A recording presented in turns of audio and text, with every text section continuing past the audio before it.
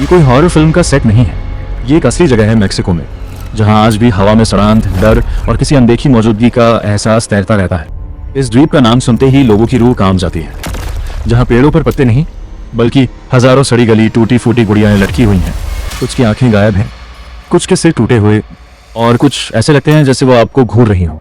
लेकिन ये सब शुरू कैसे हुआ?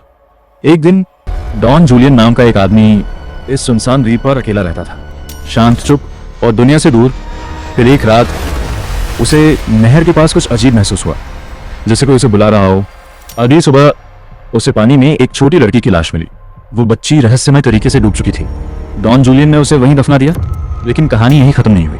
कुछ ही समय बाद उसी नहर में एक गुड़िया तैरती हुई उसकी तरफ आई, धीरे धीरे पानी को चीरते हुए, जैसे वो खुद उसके पास आना चाहती हो। उसने उस गुड़िया को उठाया और तभी उसे कुछ महसूस हुआ, जैसे उस गुड़िया के अंदर कोई है। उसे यकीन हो गया कि उस लड़की की आत्मा उसी गुड़िया में फंसी हुई है। डर के मारे या शायद उसे शांत करने के लिए उसने उस गुड़िया को पेड़ पर लटका दिया, लेकिन वो काफी नहीं था।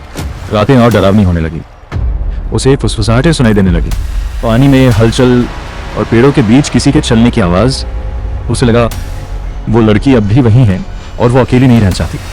फिर शुरू हुआ एक अजीब सिलसिला। अगले 50 सालों तक डॉन जूलियन कचरे से, नहरों से और शहर के बाहर से हजारों गुड़ियाएं इकट्ठा करता रहा। उन्हें साफ भी नहीं करता था, जैसी मिलती वैसे ही पेड़ों पर टांग देता।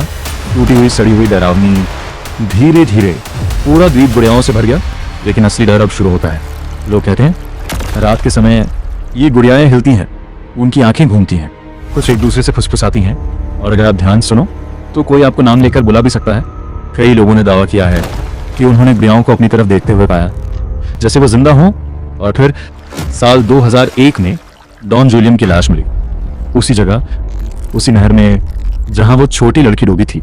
कोई नहीं जानता वो हादसा था या कुछ और, लेकिन आज भी उस द्वीप पर जाने वाले लोग कहते हैं कि वहां सिर्फ गुड़ियाएं नहीं हैं, कुछ और भी है, कुछ जो अब भी देख रहा है। तो सोचिए, अगर आपको एक रात वहां अकेले बितानी पड़े, चारों तरफ अंधेरा, हवा में झूलती गुड़ियाएं और हर तरफ से आती फुसफुसाहट, क्या आप सच में उस द्वीप पे रात में जाना चाहोगे?